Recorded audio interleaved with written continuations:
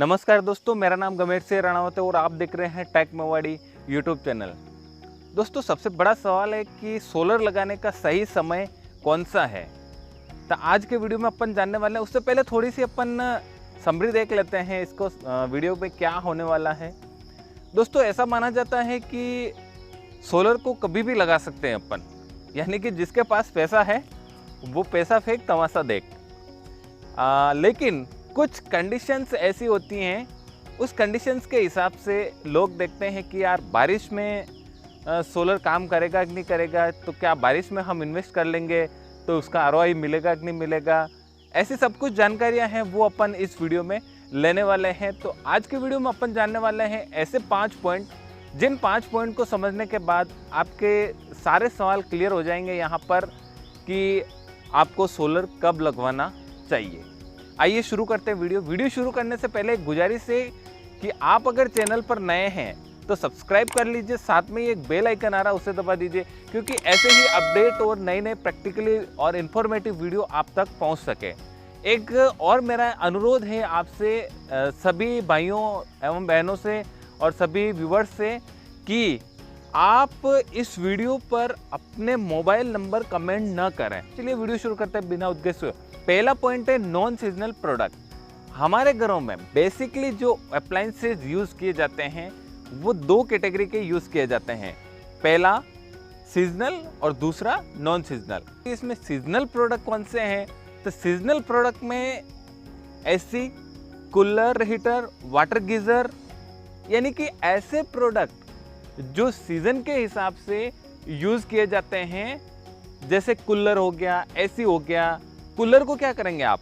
सिर्फ गर्मी में आप यूज़ करेंगे, हवा खाएंगे बैठ के आराम से, और फिर क्या करेंगे, जैसी गर्मी गई तो आप क्या करेंगे, उसको समेटा, पैक किया और साइड में रख दिया। फिर वापस क्या होगा, नई सीजन शुरू होगी, वापस गर्मी आएगी, उसके बाद आप क्या करेंगे, उस कूलर को खोल के वापस हवा खाने के लिए तैयार हो जाएंगे। यानी कि जो सीजनल प्रोडक्ट है उसको बिना सर्विस यूज नहीं किया जा सकता है, उसको सर्विस करके फिर यूज करना पड़ता है। लेकिन इधर अगर नॉन सीजनल की बात करते हैं अपन, तो नॉन सीजनल क्या रेगुलर यूज में आने वाले हैं। जैसे बल्ब हो गया, पंखा हो गया, टीवी हो गया, ये सारे क्या है, रेगुलर यूज होते हैं। ऐसा नहीं है कि आज बल्ब जलाया फिर खोल के रख दिया और 1 महीने बाद जाकर आप वापस उसको बल्ब जलाएंगे। रेगुलर चाहिए। इसी प्रकार अगर मैं कहूँ कि जो सोलर हैं वो भी नॉन सीजनल प्रोडक्ट है, यानी कि आपको पूरे वर्ष के 365 दिन में से 300 दिन बिजली बनाकर ये देता है। अब बात आती है दूसरे पॉइंट की, तो क्लाइमेट वेरिएशन। हमारा भारत 4 भागों में विभाजित है, यानी कि नॉर्थर्न, साउथर्न, ईस्टर्न और वेस्टर्न। उत्तरी भाग, पूर्वी भाग, दक्षिणी भाग और पश्चिमी भाग। इन चारों भागों में एक ही समय में एक जैसा मौसम नहीं रहता है। कहीं ज़्यादा गर्मी रहती है, कहीं ज़्यादा सर्दी रहती है, तो कहीं ज़्यादा बारिश रहती है, तो कहीं सूखा पड़ा रहता है। अगर मैं बात करता हूँ अगर नॉर्थर्न में, यानी कि उत्तरी भाग में, ऐसा इलाका जो पहाड़ी इलाका है और वहाँ पर आप जाएंगे तो बिल्कुल बर्फ जमा हुआ है, यानी कि पानी जमा हुआ है, इतना कम तापमान। लेकिन उसी टाइम में अगर आप इसके ऑपोजिट साउथ जो केरला है उधर जाएंगे, इतनी ज़्यादा गर्मी मिलेगी आपको, यानी कि वहाँ का तापमान बहुत तेज होगा। वहाँ आप अगर 10 बजे बाद अगर आप पानी भी पिएंगे तो भी पानी इतना गर्म होगा कि आपको लगेगा यार पानी बहुत गर्म है। वहाँ का जो वातावरण है आपको सूटेबल जल्दी नहीं होता है। अगर बात करूँ अगर वेस्ट बंगाल में बहुत भारी बाढ़ आ रही है, तो राजस्थान में सूखा है, ऐसा वातावरण रहता है। अगर आप बारिश में भी अगर सोलर पैनल लगा रहे हैं तो आपको 10 से 25% तक बिजली जनरेट हो रहा है। ऐसा देखा जाता है कि महीने के सिर्फ 4 ही दिन ऐसे होते हैं जहां पर आपको बिल्कुल धूप नहीं दिखने वाली है, बाकी तो कहीं पर तो आपको धूप दिख ही जाएगी। नेक्स्ट पॉइंट है प्रोडक्शन वर्सेस कंजप्शन।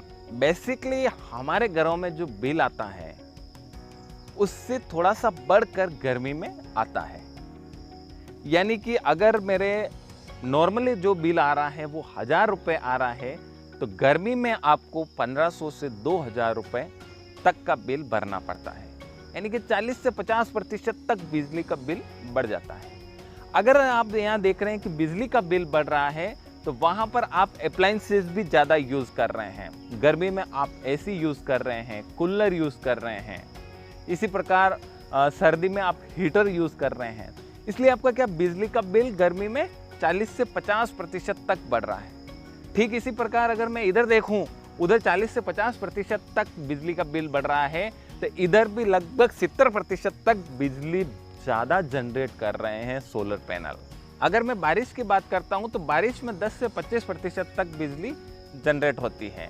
और बारिश में चाहिए क्या, बारिश में सभी की नीड होती है कम से कम एक बल्ब तो अवश्य जले, यानी कि आपके घर में उजाला अवश्य रहे और अपनी बैटरी चार्ज हो जाए। तो बारिश में जैसे अभी का सीजन है जिसमें मैंने खुद सोलर पैनल लगा रखे हैं, तो बैटरी बराबर चार्ज हो रही है।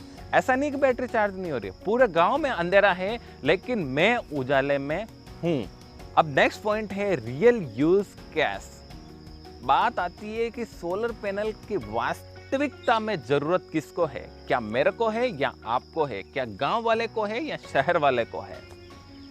ज्यादातर गांव वालों को जरूरत रहती है, ऐसा देखा जाता है। शहरों में बिजली 24 ही घंटे रहती है। शहरों में सिर्फ क्या चाहते हैं, बिजली का बिल कम हो, लेकिन गांव वालों को क्या चाहिए, उजाला चाहिए, बिजली चाहिए। आगे का जो पॉइंट है वो है लेटेस्ट टेक्नोलॉजी। अब आपने इतना सब कुछ समझ लिया है, रोज वीडियो देख रहे हैं आप सोलर पैनल के, लेकिन सोलर पैनल भी खरीद लिए हैं। ये सबसे बड़ी जो बाधा आती है वो बाधा आती है कि सोलर पैनल अपना जनरेशन कम कर देते हैं। सबसे बड़ा रीजन है आपको लेटेस्ट टेक्नोलॉजी का पता ही नहीं है कि मार्केट में क्या क्या लेटेस्ट टेक्नोलॉजी है, उसके बारे में कुछ भी पता नहीं है। इस वजह से क्या होता है, आपका सोलर पैनल का बिजली कम पैदा करते हैं। अगर मैं सोलर पैनल की बात करता हूं तो आप मोनोक्रिस्टलाइन जो लेटेस्ट टेक्नोलॉजी है वो लीजिए। अगर इसी प्रकार अगर मैं चार्ज कंट्रोलर या इन्वर्टर की बात करता हूं तो आप MPPT चार्ज कंट्रोलर लीजिए। ये MPPT क्या है, मैक्सिमम पावर पॉइंट ट्रैकिंग, यानी कि छोटा सा सारांश में समझा रहा हूँ, बाकी प्रैक्टिकल करके मैं अगला वीडियो लाऊंगा, उसमें मैं सब कुछ समझाऊंगा। MPPT का मतलब है कि सूर्य से जितनी बिजली पैदा हो रही है सोलर पैनल, उसका मैक्सिमम आउटपुट प्रदान करना। MPPT हमेशा ये ध्यान रखना वोल्टेज को एफिशिएंट करता है, वोल्टेज को बूस्ट करता है, न कि एम्पियर को बूस्ट करता है यहाँ पर। और ऐसा है कि जैसे कि सुबह में जैसे वोल्टेज कम आते हैं, लेकिन क्या होता है कि आपकी बैटरी चार्ज करने के लिए वो बराबर खिंचा कर जितना वोल्टेज आ रहा है उतना वो अपना बैटरी को देता रहता है। अब आप एसी की जगह अगर डीसी वायर यूज करेंगे तो भी आपकी ज़्यादा बिजली जनरेट होगी।